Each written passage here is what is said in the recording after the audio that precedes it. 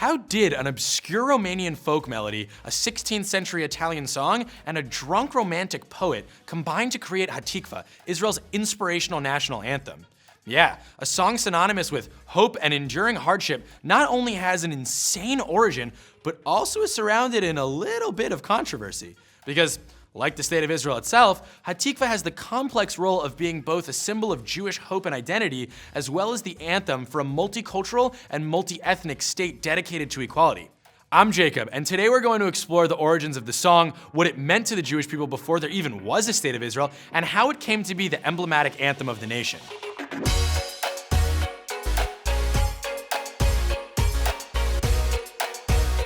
Like many national anthems before it, Hatikva finds its lyrical roots in a poem.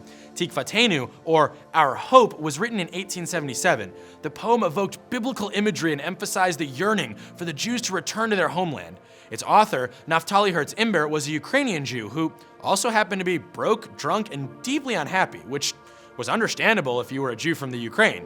Some of his contemporaries even called him a vagabond or a scoundrel and a fraud. So, right from its inception, Hatikva was steeped in controversy. Tikvatenu was put to melody in 1888 by Romanian Jew Samuel Cohen. Now, which melody it was put to is up for some debate. Some say it was La Mantovana, a popular 16th century Italian song, while others say it was Di Maldau by Czech composer Bedřich Smetana. And that disagreement has led to a contentious feud on par with whether or not a hot dog is a sandwich. Definitely a sandwich. And through a few lyrical alterations, such as cutting it down from 9 stanzas to 2, we more or less arrived at the Hatikva we know and love. Or know but have serious questions about. The song gained popularity with early Jewish pioneers to pre-state Palestine who worked the land. Then, at the first meeting of the Zionist Congress in 1897, Hatikva was adopted as the organization's anthem. Troubled by Imber's reputation, Theodor Herzl, founder of the modern Zionist movement, held multiple international competitions in hopes of finding an alternative. But, just like the Jews, their new anthem was stubborn and would not be uprooted. Then, at the 6th Zionist Congress in 1903, the idea of a Jewish state in Uganda was proposed and actually passed 295 to 178. In protest, opponents to the proposal stood up and sang Hatikva in a moving demonstration, emboldening them not to give up on their ancient homeland. It was as if the song was already the anthem to a state that didn't even exist yet.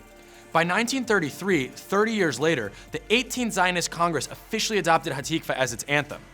By now, the song had become a sort of cultural identity for the Jews who were coming home for the first time in 2,000 years.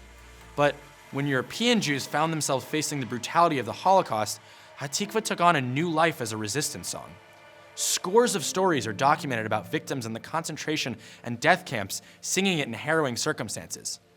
One Jewish slave laborer in Auschwitz recounted seeing Czech Jews march to the gas chambers, fully aware of their fate, break into the spontaneous rendition of Hatikva. A Polish Jewish pilot imprisoned in a labor camp reported frequently hearing voices singing Hatikva coming from other prisoners. BBC Radio broadcast an account of hundreds of survivors singing Hatikva led by a British Jewish army chaplain after the liberation of the Bergen-Belsen concentration camp. Hatikva emerged as something far more than just a song about identity, but a source of resilience and the symbol for hope the original poem was destined to become. But just as Israel has always had to fight for its right to exist, Hatikva has often suffered censorship at many world events. As recently as October 2018, Hatikva was played for the first time in the United Arab Emirates when Israel took home the gold at an international judo tournament. In previous years, the competitors had to appear under the International Judo Federation's flag instead of their own. But this time, Sports Minister Miri Regev cried at the podium as she heard her nation's anthem played in the venue. The moment was so historic, Israeli networks interrupted programming to broadcast the ceremony live. Now, there's one more unique quality of Hatikva that sets it apart from other national anthems. If you listen to the lyrics, you'll notice there are no mentions of rockets' red glare, bombs bursting in air, no grab your weapons citizens, or violent imagery such as may impure blood water our fields. Hatikva is 100% about hope, peace, and returning home. As author Benjamin Kirstein put it, unlike other national anthems, Hatikva contains no militarism, no triumphalism, no violence of any kind, but simply feelings of hope and optimism. So how could such a seemingly rich song about hope be such a source of controversy? Well, let's break down what the song actually says. As long as the Jewish spirit is yearning deep in the heart, with eyes turned towards the east, looking towards Zion, then our hope, the 2,000-year-old hope will not be lost, to be a free people in our land, the land of Zion and Jerusalem. Pretty inspiring, but is it relevant? Well, yeah, if you're Jewish. See, Israel is known for trying to accomplish the impossible, surviving wars on all fronts, transforming deserts into fertile lands, and magically telling you which route will be faster. Thank you, Waze. But perhaps the most daunting challenge Israel has undertaken is to be both a homeland for the Jewish people as well as a nation dedicated to equality, regardless of race, religion, or culture. Israel contains many different ethnicities and people from many different faiths, like Christians, Muslims, Druze, Baha'i, and Samaritans. Israeli citizens, no matter what faith, can vote, hold government positions, and many even serve in the military.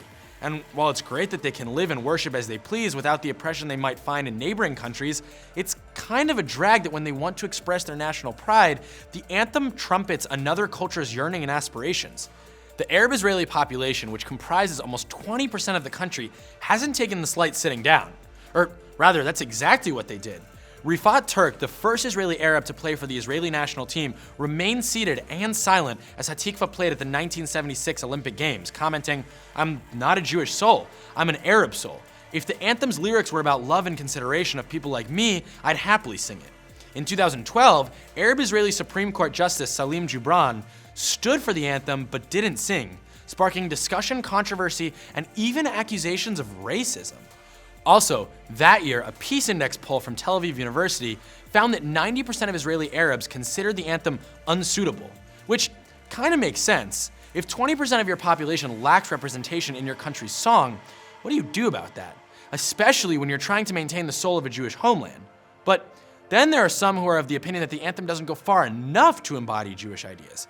Rabbi Abraham Isaac Kook, the spiritual leader of religious Zionism in the 20th century, felt that the song should be more religious and even wrote a counter anthem to Hatikva entitled Shir HaEmunah, or Song of Faith. Rejecting secularism, the song speaks of a steadfast faith in the return to our land. But eventually, the religious Zionists fully accepted Hatikva and may be among the anthem's biggest supporters. But the misrepresentation doesn't stop there. Looking back at the first stanza, as long as the Jewish spirit is yearning deep in the heart. Okay, that's good if you're on board with the whole Jewish thing. Then, with eyes turned towards the east, looking towards Zion, that would be known as Eurocentrism, or a worldview catering to Europe and the Western world. It's the reason our world map is this way instead of this way. Why for decades, Asian people were referred to as Orientals, and why we have yet to see a South Indian actor play Batman. Looking east towards Jerusalem works great if your place in the 2,000-year diaspora was in Europe or America. But what if your ancestry was from Iraq, Syria, or Iran? Mizrahi Jews are a major part of the Israeli population, with around 3.2 million people living in the country. So another chunk of the people not feeling represented in the anthem. There's no escaping that Hatikva doesn't represent a lot of people in the country. So here's the question: what's more important to a national anthem? That it include its citizens in the broadest sense, or that it embody the spirit the country was founded upon and that it strives to maintain? Is it reasonable to ask those not represented to try to connect with it on that deeper emotional level? And what about the vast majority of Jews living in Israel who do connect with the song? They embody a tradition of longing to return to a homeland after thousands of years, a hope that refused to die until it was finally realized. These are not easy questions to answer, and the truth is that given Israel's complex nature, you're probably never going to find a solution that satisfies everyone. But hopefully, in the end, these questions will lead the people of Israel to understand each other better, as opposed to driving them apart. Because if the latter happens, then they'll have completely lost the spirit of Hatikva and all that it stands for: hope, peace, and endurance through the cauldron of the most agonizing of hardships. So, what do you think?